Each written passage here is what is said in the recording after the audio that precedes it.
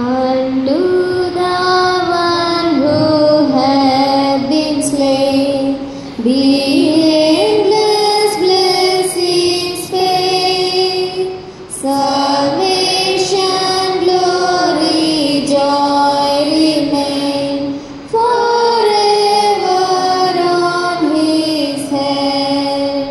He hath redeemed us with his blood, hath set the prisoners free, and we will praise his name, O God, to all eternity.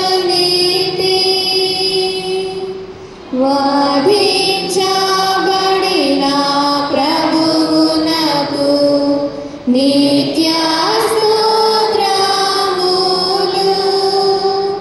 రక్షణ మహిమానందములు ఆయనలో నుండును. రక్తముతో విమోచించెను,